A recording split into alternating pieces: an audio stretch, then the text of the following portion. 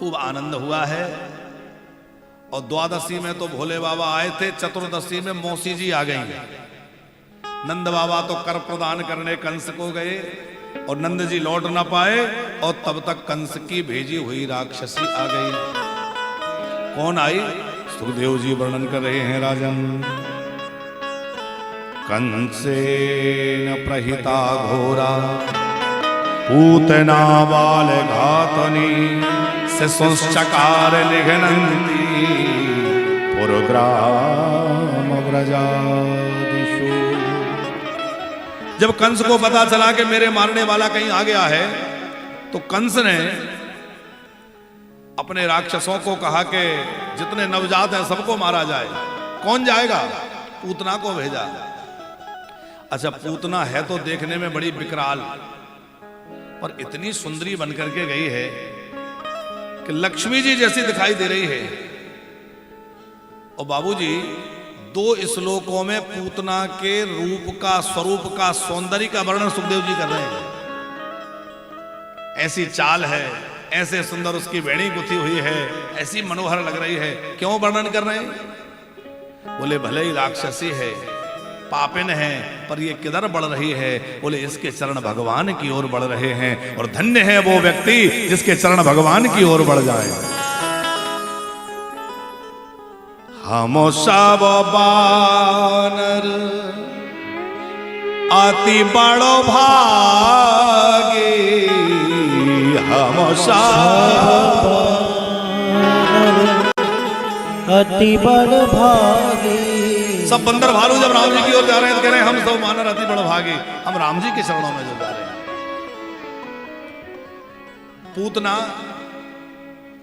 अंदर से तो मलिन हृदय वाली है और बाहर बड़ी चमक धमक है।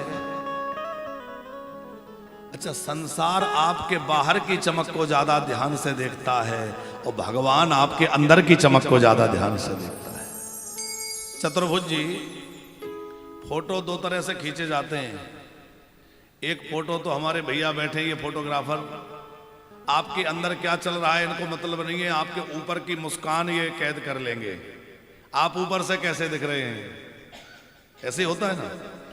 और कभी बीमार हो जाते हैं तो डॉक्टर के यहाँ जाते हैं तो एक फोटो वो खिंचवाता है, एक्सरा कराता है, ऊपर से कुछ नहीं पता चलता ऊपर का कैसा था, वो अंदर का लेता है। तो ऐसे ही समझिए, दुनिया की आंखें तो ऊपर का फोटो लेती हैं, लेकिन मेरी कन्हैया की आंखें तो अंदर का फोटो लेती हैं साहब, कि आपके अंदर क्या है। और वस्तुतः भगवान आकृति नहीं, भगवान कृति देखते हैं।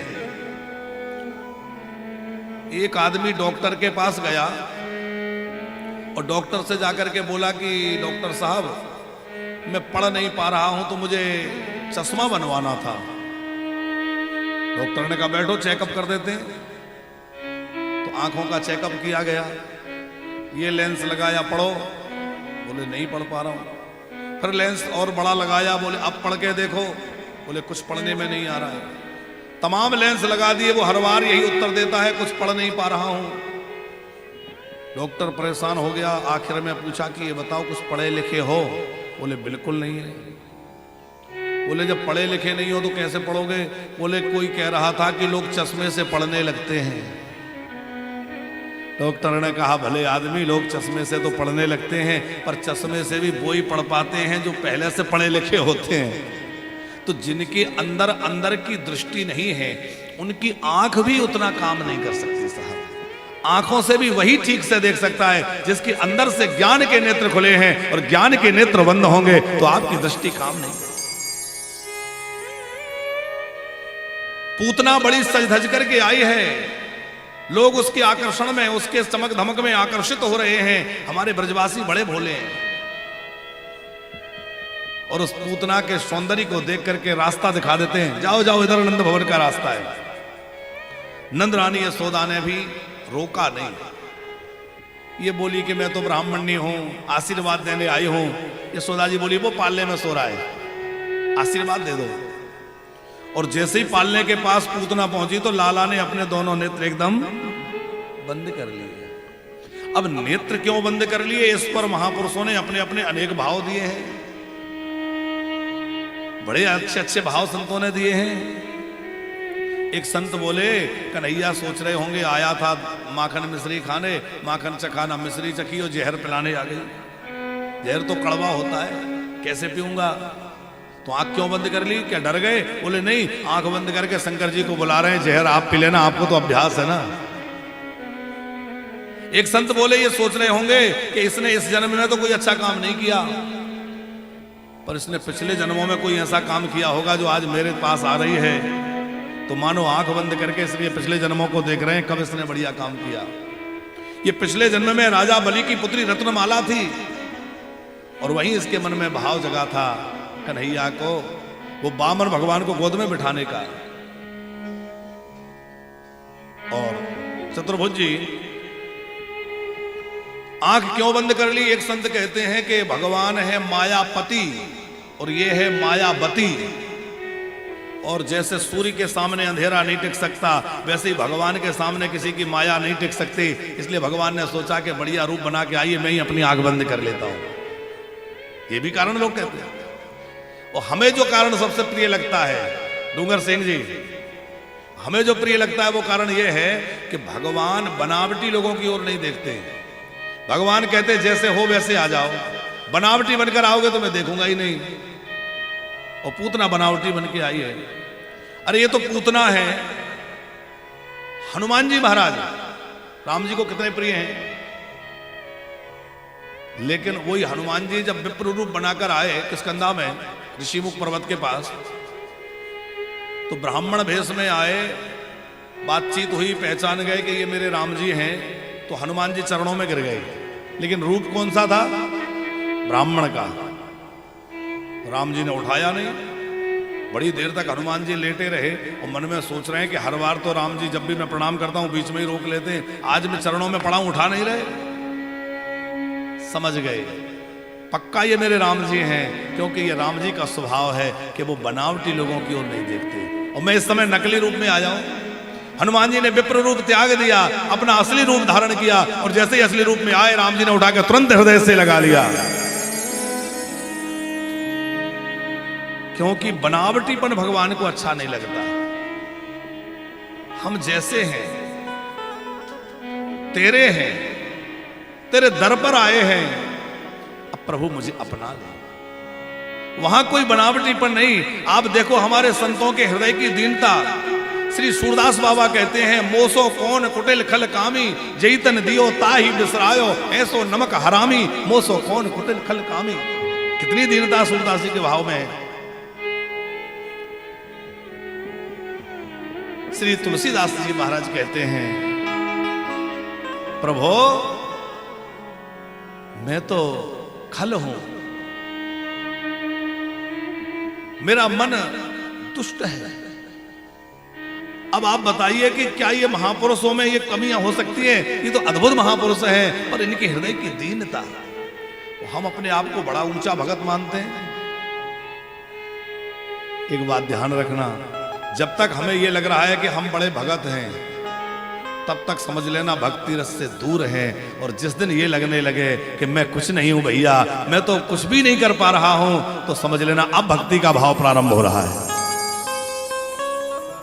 जब ये लगे कि मैं सबसे ऊंचा भगत हूं, तो समझ लेना कि अब मैं अहंकार के शिखर पर हूं, तो अब गिरने ही वाला हूं। जब ये मन में भाव आ जाए कि सारी दुनिया में सब संत हैं, एक मैं ही असंत हूं, सब भक्त हैं, मैं ही अभक्त हूं, सब अच्छे हैं, एक मैं ही बुरा हूं, तब समझ लेना अब मैं सही रास्ते पर चल रहा हूं। चतुर्भुज जी, व्यक्ति जब ऊपर की ओर चढ़ता है तो झुक के चलता है, झुक के चढ़ना पड़ता है थोड़ा, और जब नीचे उतरता है तो थोड़ा सीधा होना पड़ता है। तो जीवन में जो व्यक्ति झुक के चल रहा हो, समझ लेना ये ऊपर की तरफ जा रहा है, और जो अकड़ के चल रहा हो, समझ लेना ये नीचे की तरफ जा रहा है। जिसके जीवन में अकड़ है, समझ लो ये नीचे की तरफ जा रहा है, और जिसके जीवन में विनम्रता है।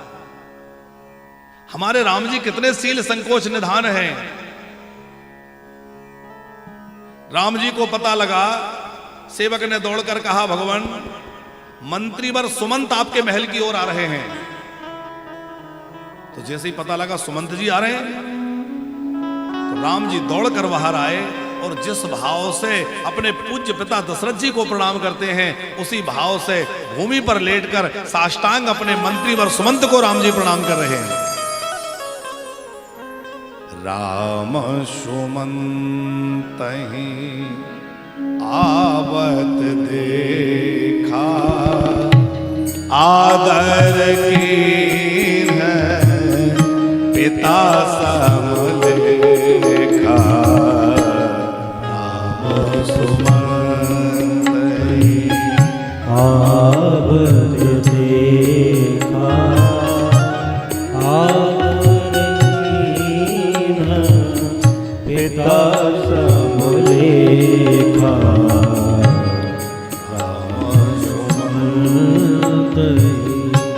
वही राम जी चतुर्भुज जी निषाद राज गोह के पास राम जी थे। माताएं दर्शन करने आई और उस मातृ समुदाय में एक वृद्धा मैया खड़ी हैं। राम जी ने पूछा, मित्रवर, मातृ समुदाय में ये जो वृद्धा मैया खड़ी है ये कौन है? और निषाद राज गोह ने कहा कि ये मेरी पूजनीय माता जी हैं, मेरे मित्र की मां है। ऐसा सुनते ही राम जी जो है दौड़ करके और भूमि पर साष्टांग प्रणाम कर रहे हैं उस केवट की मां को, उस निषाद की मां को। उसका हृदय प्रेम से भर आया, उसके शुष्क पयोधरों में दुग्ध झरने लग गया और वो विभोर हो गई कि धन्य है राम जी, कहां मैं भीलनी, कहां मैं केवट, और यह चक्रवर्ती नरेश के पुत्र मुझे प्रणाम कर रहे।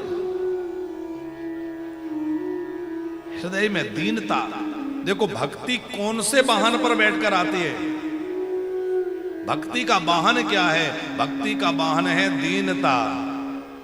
मैं तो बड़ा छोटा हूं, राम सो बड़ो है कौन, मोसो कौन छोटो। राम सो बड़ो है कौन, मोसो कौन छोटो। राम सो साचो है कौन, मोसो कौन पोचो। राम सो साचो है कौन, मोसो कौन पोचो। राम सो बड़ा है कौन, मोसो कौन छोटो। राम से बड़ो है कौन, मोसो कौन छोटो। राम जैसा बड़ा कौन होगा और मेरे जैसा छोटा कौन होगा? भैया, भगवान बनावटी लोगों को नहीं देखते। पूतना बनावटी बनकर आई है, ठाकुर जी ने अपने नेत्र बंद कर लिए। अच्छा, आंख बंद देखकर पूतना को लगा कि बच्चा सो रहा है। पूतना ने पालने में जाके उठा लिया, पालने के पास गई, लाला को उठाया, बड़ा आनंद मिला। विबुध्यताम बालक मारिकाग्रहम, जैसे ही अनंतमारोप्य यदंतमंतकम हृदय से लगाया, और पंकज जी पूतना के हृदय से लगते ही ठाकुर जी लगे, उसके अंदर रोमांच पैदा हो गया। कुछ संत तो कहते हैं कि उस समय पूतना का भाव परिवर्तित ही हो गया, रोमांच आ गया, क्योंकि भगवत स्पर्श हो रहा है। जा कर नाम सुनत सोई।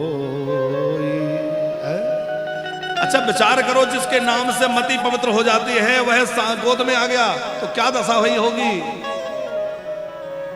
जासु नाम सो मेरा तो एक बार, जासु नाम सुमिरत एक बार।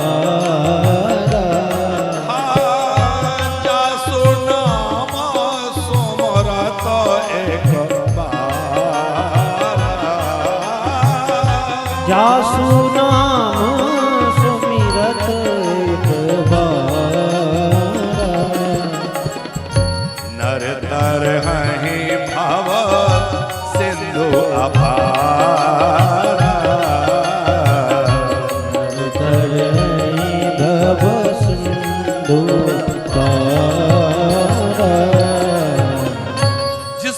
नाम एक बार जिह्वा पर आ जाए तो व्यक्ति भवसागर से पार हो जाता है। वही गोद में पूतना के आ गया है, क्या कहना है।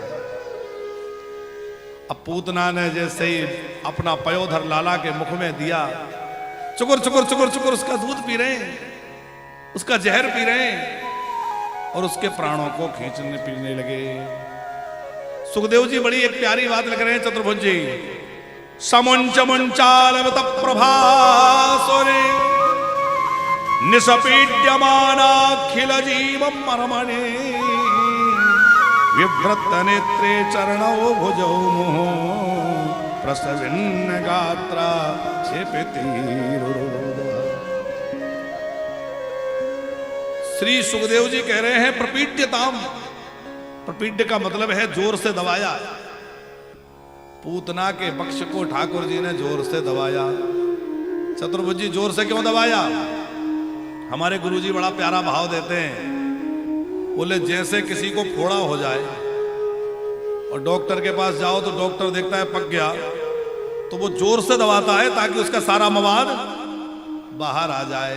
तो प्रपीड्यताम, जोर से कन्हैया ने दबाया। क्यों? बोले इसके अंदर का सारा जो मलिनता है वो निकल जाए और ये शुद्ध होकर मेरे धाम में चली जाए, इसलिए ठाकुर जी ने उसको जोर से दबाया और उसके प्राणों का हरण किया। और जैसे ही प्राणों को खींचने लगे तो उसको वेदना होने लगी, वो चीत्कार करने लगी, व्याकुल हो गई और वो भागी। जैसे ही महल से बाहर आई, ठाकुर जी ने उसके प्राणों का हरण किया। धड़ाम से जाकर एक बगीचा में गिरी, चोर का शब्द हुआ, तमाम वृक्ष चकनाचूर हो गए। पतमानोपि तद्देहस् त्रिगव्योति अंतुद्रमान् चूर्णयामास राजेन्द्र महादासीदाद्भुतम्। जितने स्थान में पूतना गिरी तमाम वृक्ष चकनाचूर हो गए। दौड़ दौड़ के ब्रजवासी आए, जैसे तैसे लाला को उतारा। भैया बहुत डर गई तो लाला को ले गए गौशाला और लाला की शुद्धिकरण किया गया। तो शुद्धिकरण किससे हुआ? गोमूत्रेण स्नापयित्वा। मैया जॉनसन बेबी से नहीं नहलाती तो मैया तो लाला को गौमूत्र से नहलाती है, गोबर से नहलाती है। गाय की खुर की मिट्टी उसको बोलते गोरज। घर में छोटा बच्चा हो और आपको लगता हो किसी की नजर लग गई, किसी का कोई प्यार लग गई, तो क्या करें? इधर उधर परेशान ना हो, गौशाला में अपने बच्चे को ले जाएं और गैया मैया की पूंछ पकड़ के लाला को झाड़ा मार दे और गाय के खुर की मिट्टी मस्तक से लगा दें, सारी अलावला भाग जाएगी। अब बार बार नहीं जा सकते तो गौशाला में जाओ और गौ माता के चरणों की थोड़ी रज उठा के ले आओ, उसको बढ़िया छान के डिब्बी में रख लो। और जब भी बच्चे को कोई ऐसा लगे कि कोई नजर प्यार लग रही है, थोड़ी सी वो गौ माता के चरणों की रज लाला के मस्तक पर लगा दो, बच्चे के मुख में दे दो, सारी अलावला दूर हो जाएगी। चतुर्भुज जी, किसी के घर में भयंकर वास्तु दोष हो और वो वास्तु दोष से बड़ा परेशान हो, कोई तोड़फोड़ करने की आवश्यकता नहीं है। क्या करे? बोले अपने घर में लाके गैया मैया को रख ले और जहां गैया मैया बनती है सारे दोष समाप्त हो जाते हैं। पुराने समय में एक नियम था कि जहां लोग मकान बनाते थे वहां कुछ दिनों तक गाय बांधते थे। पहले वहां गाय बांधते थे और जब गाय जिस भूमि में बंधती थी उसका गोबर गोमूत्र गिरता था, उसके चरण जहां पड़ते थे वह स्थान जो है पवित्र हो जाता था और वहां से सारी नकारात्मक शक्तियां भाग जाती थी और वह स्थान दिव्य हो जाता था। गौ माता जहां विचरण करती है वह भूमि तीर्थों से भी ज्यादा पवित्र हो जाती है। जहां गौ माता सुखपूर्वक विचरण करके और घास खाती है, पानी पीती है और वह प्रसन्न रहती है, भैया वहां सारे देवता आसपास ही रमण करते हैं। और श्री कृष्ण को ढूंढना है तो कहां मिलेंगे? ना हम बसामि वैकुंठे योगिनाम हृदयेन च कहां मिलेंगे पंकज जी? बोले कन्हैया को गायों के बीच में बस वो ही भाव है। कन्हैया को ढूंढना है तो वृंदावन मत जाओ, कन्हैया को ढूंढना है तो बद्रीनाथ मत जाओ, कन्हैया को ढूंढना है तो गायों के झुंड में चले जाओ। जहां गैया चल रही होगी वहां कन्हैया जरूर होगा। जब 10-5 ग्वाले बैठे होंगे उनमें कन्हैया जरूर होगा किसी रूप में। जहां गैया मैया विचरण कर रही होगी वहां कन्हैया जरूर होगा। कन्हैया को ढूंढना है तो गाय के पीछे चलना शुरू करो। गोमूत्रेण स्नापयित्वा पुनः गौरजसा रक्षांश्चक्रो शक्रता द्वादशांगे इंद्रियाणि हृषिकेशः प्राणान्नारायणो वतो श्वेतदीपपतश्चित्त मनो योगेश्वरो। भगवान के नामों से भगवान को झाड़ा दिया जा रहा है। धन्य है प्रभु का नाम जो भगवान के लिए भी कवच बन के खड़ा है। भगवान का नाम भगवान का कवच बना हुआ है। राम ते अधिक राम कर राम से अधिक राम करना, राम ते अधिक राम करना, राम से अधिक राम करना, राम ते अधिक राम करना, राम से अधिक राम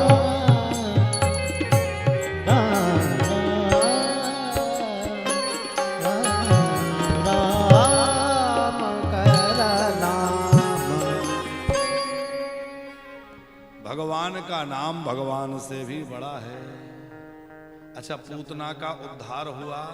सुखदेव जी बड़े प्रसन्न होकर कह रहे हैं, राजन भगवान ने पूतना को ऐसी गति प्रदान करी जो बड़े बड़े योगियों को नहीं मिलती, जो अत्यंत पापिन थी, मलिन थी, दुर्बुद्धि थी, राक्षसी थी। ना उसका आहार अच्छा, ना विहार अच्छा, ना भोजन अच्छा, ना खानदान अच्छा, ना नाम अच्छा। पूतना लोकवालग्नि राक्षसी रुधिरासन।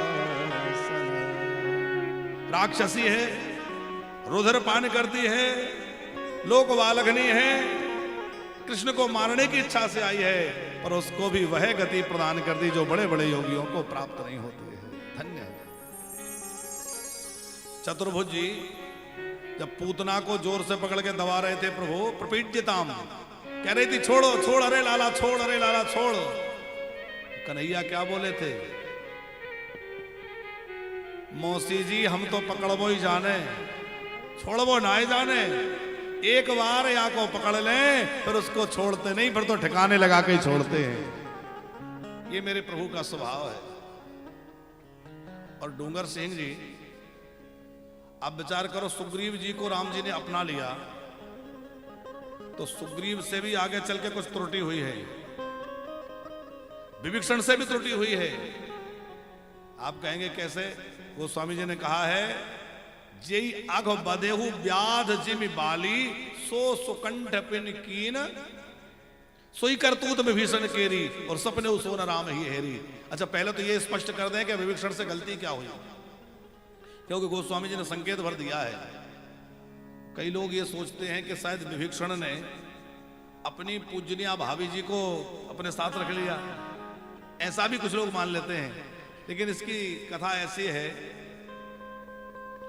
कि रावण के मरने के बाद मंदोदरी सती नहीं हुई। मंदोदरी का राम जी के चरणों में अगाध प्रेम था और उसने सोचा कि अब बचा हुआ जीवन जो है मैं राम का स्मरण करते हुए भजन करूंगी। विभीषण जी ने सोचा कि भले ही मुझे राज सिंहासन मिल गया है, पर ये मेरी भाभी जी जो है ये मेरे लिए अपनी मां की तरह है। और जैसे एक पुत्र अपने मां के साथ सिंहासन पर बैठ सकता है, वैसे ही मैं अपनी आदरणीय भाभी जी को सिंहासन पर बैठा करके और इनकी छत्र छाया में सिंहासन पर बैठूंगा। ये भाव था विभीषण जी का। लेकिन लोक निंदा क्या हुई? अरे बोले अपने साथ सिंहासन पर बैठा रखा है, तो लोगों ने उसका अर्थ गलत लगाया और वही स्थिति ठीक सुग्रीव की बनी। सुग्रीव ने अपनी पूजनीय भाभी तारा जी को सिंहासन से हटाया नहीं। वो भी बड़ी राम प्रेमी थी और उनके मन में यह था कि चलो ये सुग्रीव राम जी का भगत बन गया है तो कम से कम इसका साथ माने राम प्रेमी राम के भक्त का संग मिलेगा। कोई दुर्भावना गलत भावना से नहीं, भगवत भजन के भाव से पुत्रवत मानते हुए।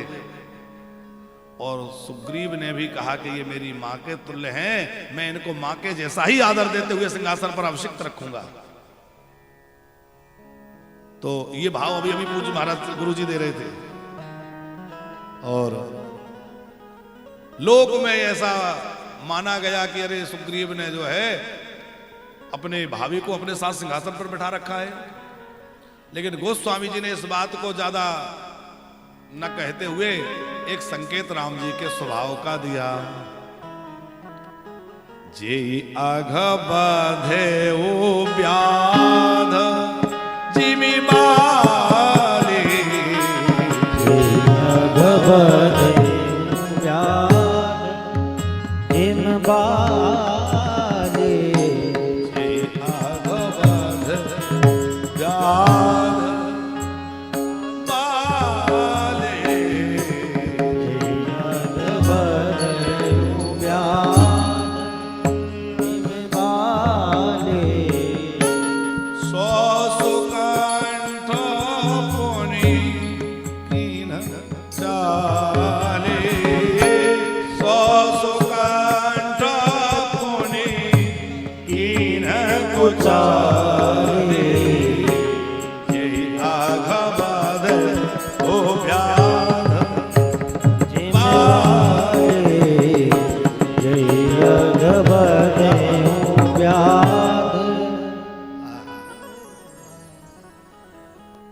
भगवान की कथाएं तो बड़े आनंद की हैं। क्या पूतना का अंतिम संस्कार किया तो उसके शरीर से दिव्य सुगंध प्रकट हो गई।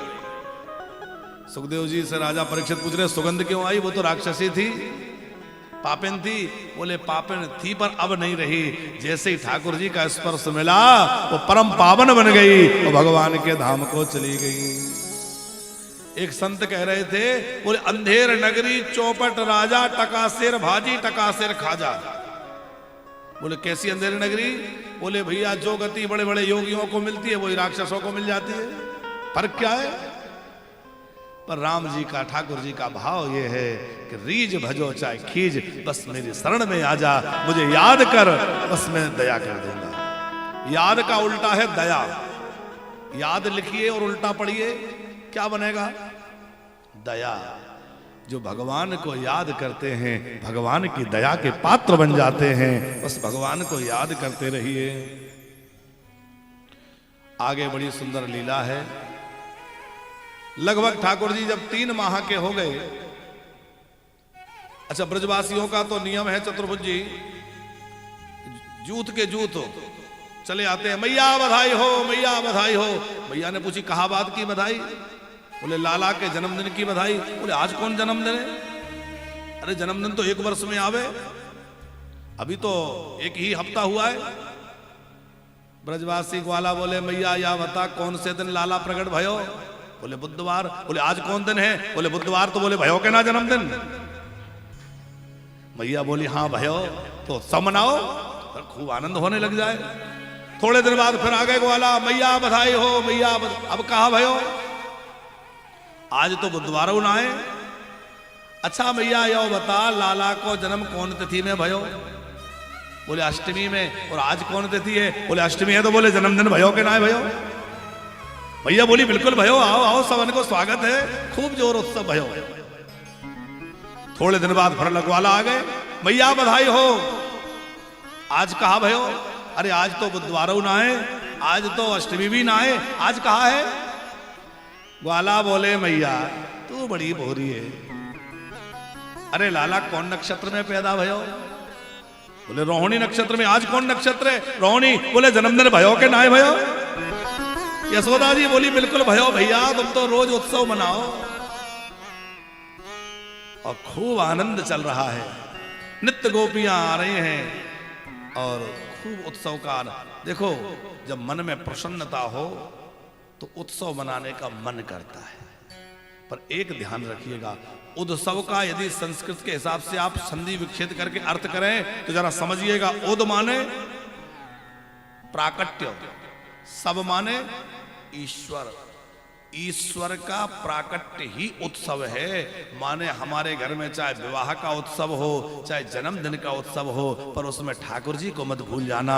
हर उत्सव में कन्हैया को आगे रखना, भगवान को आगे रखना, कभी भगवान को भूल मत जाना। हमारा लौकिक उत्सव भी पारलौकिक हो जाएगा। पंकज जी, लोग जन्मदिन मनाते हैं, विवाह वर्षगांठ मनाते हैं, ये लौकिक उत्सव है, मनाना चाहिए भाई। समाज में प्रतिष्ठा रहे, प्रसन्नता रहे, परिवार से मेलजोल, उसके लिए ये सब चीजें करनी चाहिए, इसका हम निषेध नहीं करते। लेकिन हम एक बात यहां निवेदन करना चाहते हैं कि अपने लौकिक उत्सवों को भी भगवान के साथ मनाकर पारलौकिक बना दीजिए। अपने लौकिक उत्सव में भी भगवान को विराजमान करिए। ठाकुर जी को विराजमान करके किसी संत को बुला के कथा सुनिए, किसी संत के शरण में जाके उनकी सेवा करिए, गो सेवा करिए, कुछ ऐसा करिए कि जिससे आपका लौकिक उत्सव भी पारलौकिक बन जाए, अलौकिक बन जाए। लौकिक को अलौकिक बनाना है और वह तो कन्हैया की सन्निधि से बनेगा। मैया ने देखा कि लाला ने अपने आप करवट बदल ली, अंग परिवर्तन उत्सव रखा, लाला के पालने को सकट के नीचे रख दिया, छकड़े को सकट बोलते हैं, और वहां उत्कच नाम का असुर आके सकड़े पे बैठ गया और लाला को लेके उड़ना चाहता था। लाला ने ऐसी ठोकर मारी कि छकड़ा आकाश में उड़ गया और नीचे गिरा, सो छकड़ा सो टूटा, साथ में जो दूध दही के माखन के मटके थे वो टूट गए, असुर था वो भी गोविंदाय नमो नमः। फिर जो है मैया बहुत डर गई, लाला को उठाया, फिर शांति पाठ स्वस्ति वाचन कराया और मैया खूब जो है अपने लाला की बलैया लेती है। आए दिन ग्वाला गोपी दौड़ दौड़ के आते हैं, मैया बधाई हो, मैया बधाई हो। मैया के अंगना बाबा के अंगना, मैया के अंगना बाबा के अंगना, हरे बधाई गाओ रे मैया के अंगना, बधाई गाओ रे मैया के अंगना, बधाई गाओ रे मैया के अंगना, बधाई गाओ रे मैया के अंगना, मैया के अंगना बाबा के अंगना, मैया के अंगना बाबा के अंगना, मैया के अंगना बाबा के अंगना, मैया के अंगना बाबा के अंगना, बधाई गाओ रे मैया के अंगना, बधाई गाओ रे मैया के अंगना। ओ सब गोपी आए हैं, जय हो, सब ग्वाले आए हैं, सब गोपी आए हैं, सब ग्वाले आए हैं, ओ सब गोपी आए हैं, सब ग्वाले आए हैं, सब गोपी आए हैं, सब ग्वाले आए हैं, बस्ती में झूम रहे रोली तिलक लगाए हैं, मस्ती में झूम रहे रोली तिलक लगाए हैं, हरे रंग के गुलाल के नीचे मची मच रहो भारी मचना, रंग गुलाल की कीच मची मच रहे हो भारी नचना, हो रंग के गुलाल के नीचे मची मच रहो भारी मचना, रंग गुलाल की कीच मची मच रहे हो भारी नचना, बधाई गाओ रे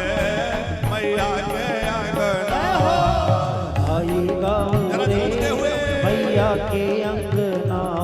बधाई गाओ रे मैया के अंगना। बधाई गाओ रे मैया के अंगना।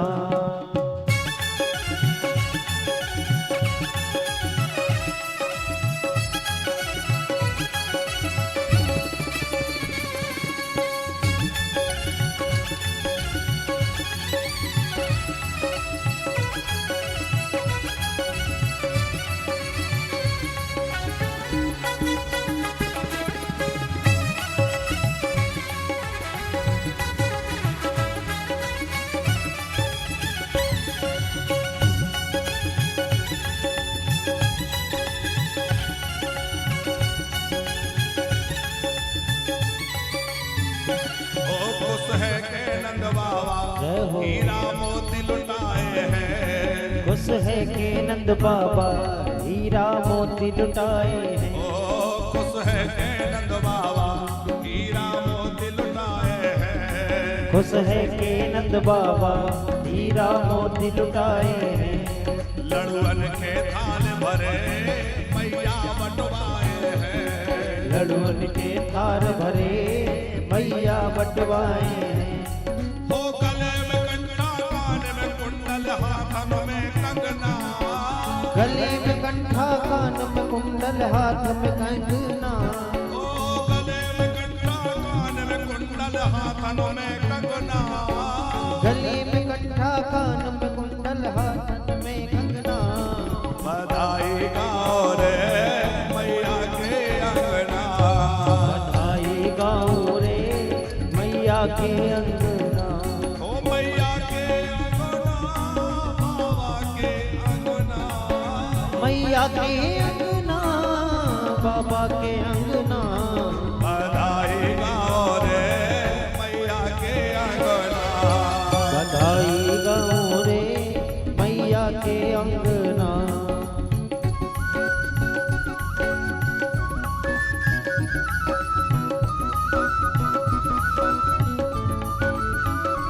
बधाई हो बधाई हो।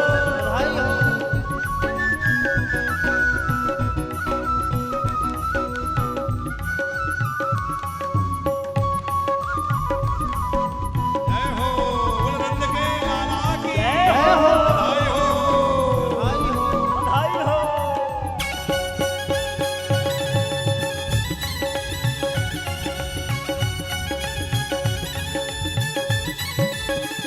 ओ खुश होके घूम रही रसिया फूल और डोले।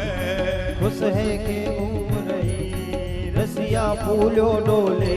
ओ खुश होके घूम रही रसिया फूल और डोले। खुश हो के घूम रही रसिया फूलो डोले। पर मारे पिचकारी मुख से कछु नहीं बोले। घर मारे पिचकारी मुख से कछु नहीं बोले। ओ पर मारे पिचकारी मुख से कछु नहीं बोले। घर मारे पिचकारी मुख से कछु नहीं बोले। ओ हाथ पर झटकारे बोली अयो फिर ललना। हाथ पकड़ झटका दे बोली फिर अयो ललना। बधाई गाओ रे मैया के अंगना। ओ बधाई गाओ रे मैया के अंगना। ओ मैया के आंगना बाबा के आंगना। मैया के अंगना बाबा के अंगना। ओ बधाई गाओ रे मैया के आंगना। बधाई गाओ रे मैया के अंगना। बधाई गाओ रे मैया के अंगना। बधाई गाओ रे मैया अंगना। उन्नत के लाला की जय हो। खूब जोर उत्सव चल रहे हैं नंद भवन में। अपार आनंद छाया हुआ है। मैया अपने लाला को लेकर के मुख चुम्बन करती है, हृदय से लगाती है, खूब लाड़ लड़ाती है और सुखदेव जी वर्णन कर रहे हैं राजन। एकदारो मारुड्यम लालयन्ति सुतशती गरिमाणां शिशो न से गिरिगो।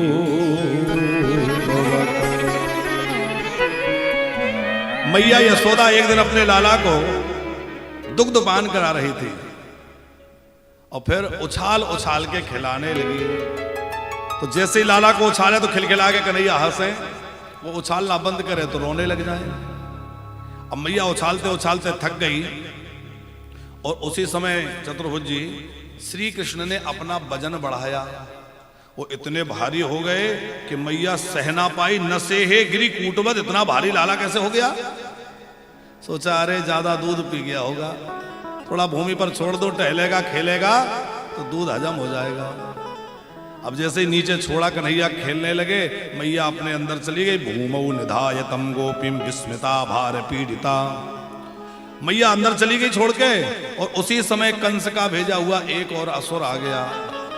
यहां कौन आया है? तृणाव्रत।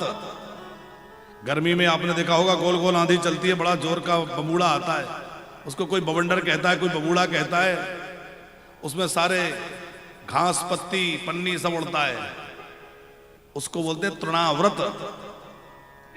ऐसे बवंडर के रूप में बड़ा भारी दैत्य आया। दैत्यो नामना तृणावर्ता कंस भृत्या प्रणोदिता चक्रवात स्वरूपेण जहारासीनारभकम। बड़ी जोर की आंधी आई, सबकी आंखों में धूल घुस गई, किसी को कुछ दिख नहीं रहा था। उतने में वो लाला को लेके उड़ गया। कन्हैया ने सोचा मैया थोड़ा थोड़ा उछाल रही थी, ये बढ़िया ऊपर तक ले जाएगा। खूब खिलखिला के हंस रहे हैं। और जैसे ही वो मथुरा की ओर जाने लगा तो कन्हैया ने कहा भाई इधर उधर नहीं, या तो ऊपर या नीचे। नीचे मेरा धाम है वृंदावन धाम और ऊपर है मेरा गोलोक धाम। पर वो मथुरा की ओर ले जाने लगा तो कन्हैया ने उसका गला पकड़ लिया, अपना वजन बढ़ाया और इतने भारी हो गए कि उसको लगने लगा कि अरे कहीं ऐसा तो नहीं कि मैं लाला के बहाने या लाला के बदले कोई पत्थर उठा लाया है, ये इतना भारी कैसे हो गया। कन्हैया ने सोचा एक मेरे भक्त हैं जो पत्थर में भी मेरा दर्शन करते हैं, और एक ये मूर्ख है जो मुझ में भी सोच रहा है कि पत्थर ले आया क्या, इसकी मति में पत्थर है, इसको पत्थर पे ही दे मारो। कन्हैया ने उसका गला दबाया और ले जाके एक पत्थर पर डाला, धड़ाम से गिरा और काम तमाम हो गया। तो जैसे ही वो मरा आंधी थम गई।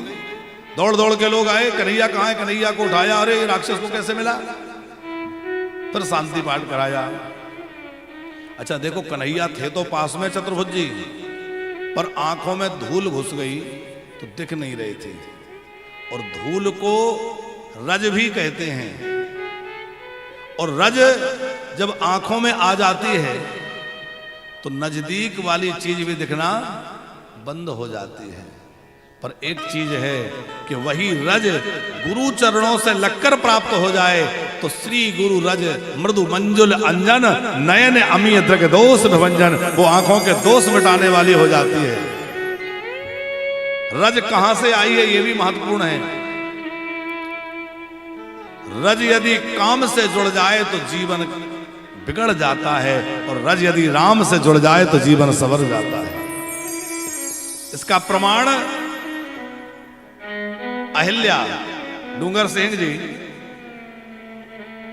अहिल्या के यहां राम जी गए तो विश्वामित्र जी बोले चरण कमल रज चाहत, ये चरणों की रज चाहती है। क्यों? बोले रज के रूप में ही जीवन बिगड़ा। रजोगुण इंद्र मुनि गौतम के रूप में आया, और रज माने रजोगुण, रजोगुण रज रूप में जब जीवन में आया तो जीवन बिगड़ गया। अब राम रज मिल जाए तो जीवन संवर जाएगा। साहब जीवन में राम रज प्राप्त हो। हमारे ब्रज की रज की तो बड़ी महिमा है। हमारे वृंदावन में तो रज को ही ब्रह्म माना है। आप जानते हैं इसको रज क्यों कहते हैं? बोले ब्रज क्यों कहते हैं? ब्रज इसलिए कहते हैं कि यहां ब्रह्म ही रज बन करके व्याप्त है, इसलिए इसको ब्रज कहते हैं। ब्रह्म ही रज बन करके व्याप्त है, इसलिए इसको ब्रज कहते हैं। किशोरी तेरे चरणन की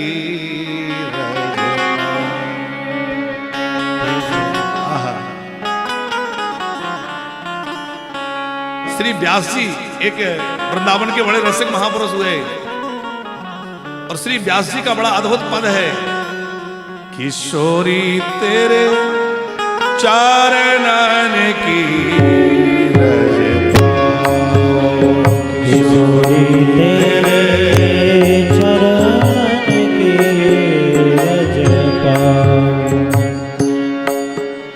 किशोरी तेरे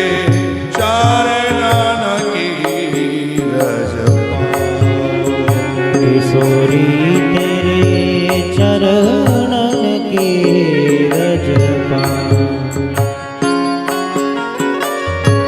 बैठी रहो कुंजन के कोने, बैठी रहूं कुंजन के कोने, श्याम राधिका श्याम राधिका श्याम राधिका किशोरी तेरे चरणन की रज पाऊं, किशोरी तेरे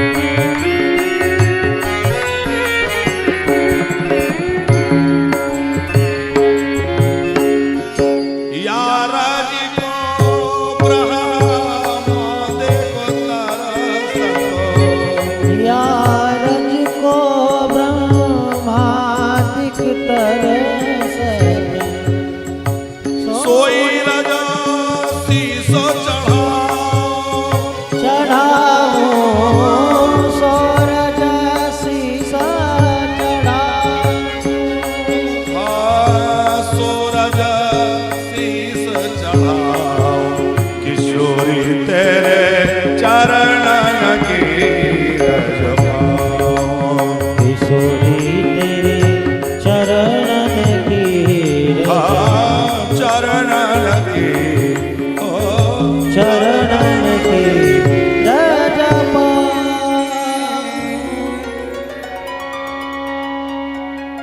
श्री गुरुदेव भगवान के चरणों की रज मिल जाए, दृष्टि के दोष समाप्त हो जाते हैं, और श्री किशोरी जी के चरणों की रज मिल जाए तो साहब सब कुछ प्राप्त हो जाता है। ठाकुर जी ने बड़ी सुंदर लीला करी। अब लाल जी थोड़े से बड़े हो गए तो अब खसकने लगे। जब 9-10 महीने के हो गए तो थोड़ा घुटन घुटन खसकते हैं। मैया यशोदा दर्शन करती है, मणि में अंगनाई में कन्हैया।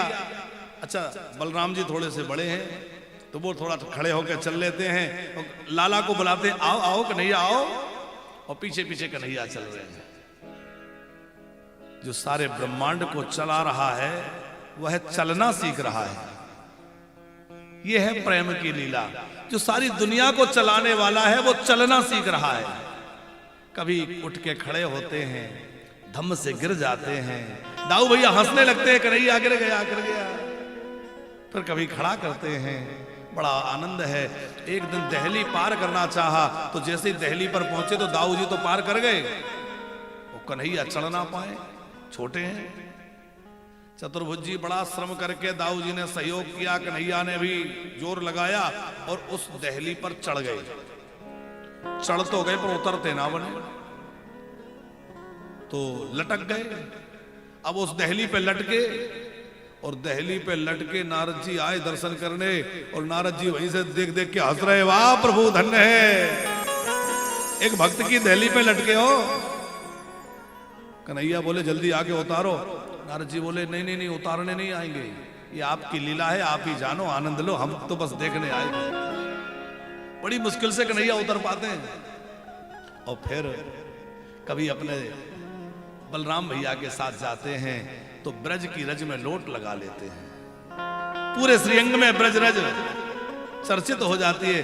भैया कहती है अरे दारी के इतना बढ़िया श्रृंगार कियो और सब बेकार कर लियो, यो कहा कियो,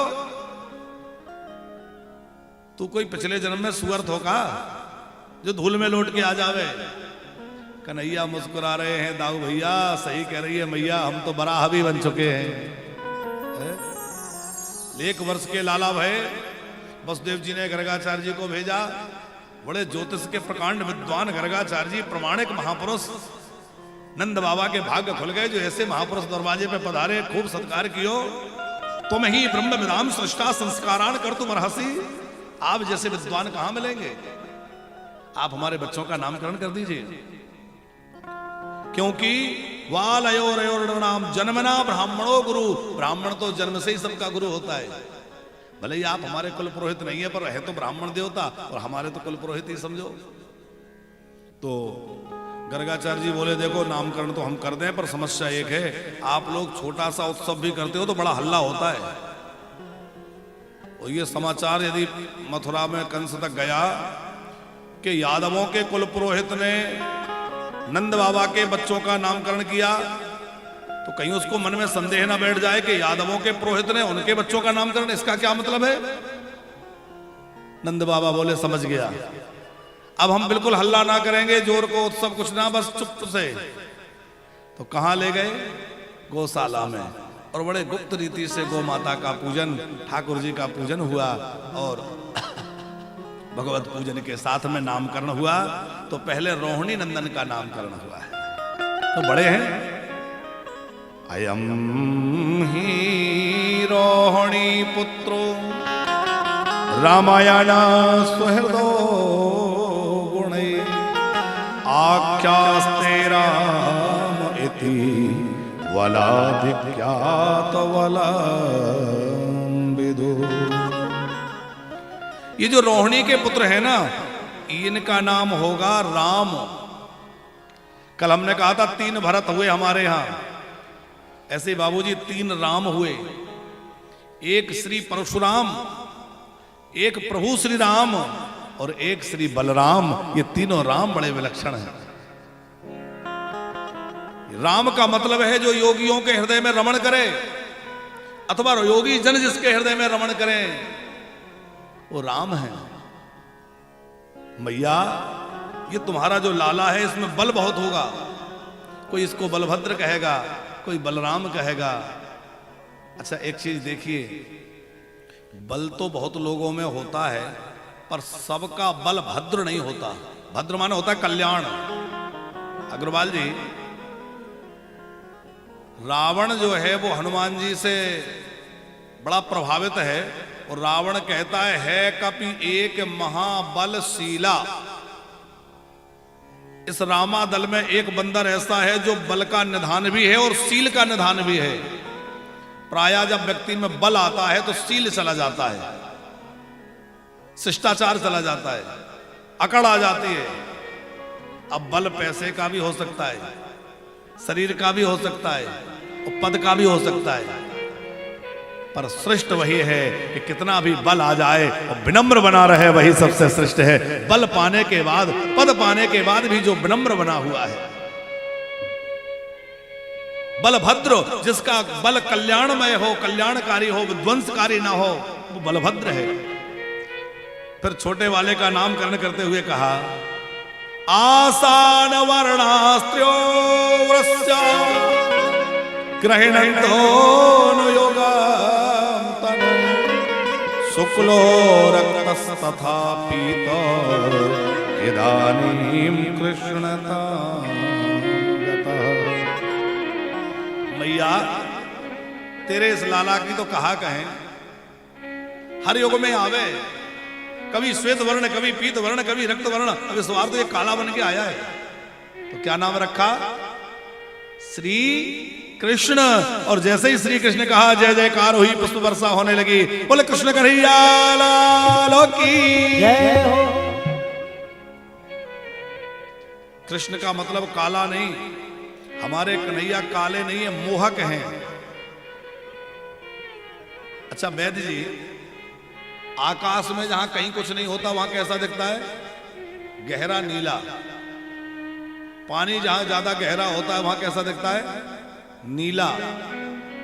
और भगवान भी अनंत हैं, असीम हैं, इसलिए भगवान गहरे नीले वर्ण के दिखाई देते हैं। वस्तुतः भगवान का अपना कोई रंग नहीं है। भगवान तो जिनकी रही भावना जैसी प्रभु मूरत देखिए प्राज्ञं वसुदेवस्य क्वचित् जातास्तवात्मजा वासुदेवयते श्रीमान् विज्ञः स प्रचक्षते। अरे मैया तेरा ये लाला हर एक युग में आता है, कभी कभी वसुदेव नंदन बन के आता है, इसलिए इनका एक नाम होगा श्रीमान वासुदेव। फिर कहा कि मैया तेरे लाला के हजारन नाम होंगे,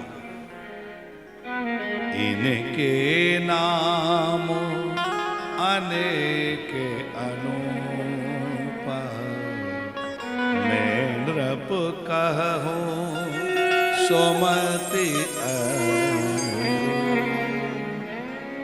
बहूनि सन्ति नामानि रूपाणि च सुतस्य ते गुणकर्माणुरूपाणि तान्यं वेदेनो जनः। अच्छा नामकरण संस्कार हो गया। चतुर्भुज जी, गर्गाचार्य जी खूब प्रसन्न हो गए और फिर एक बात कही, मैया तेरा लाला नारायण के समान। अब पहले तो कहने वाले थे साक्षात नारायण है, लेकिन कन्हैया ने टेढ़ी आंखों से देखा, क्या कर रहे हो बाबा, पोल पट्टी खोलोगे क्या? तो गर्गाचार्य जी इतना ही बोल पाए, नारायण समहो गुणई। पहले तो कहना चाहते थे साक्षात नारायण है, पर बात तुरंत पलट दी, बोले नारायण के जैसा है। और हमारे ब्रजवासी कहते हैं, बोले नारायण जैसे नहीं है, हमारे कन्हैया नारायण से कुछ आगे हैं।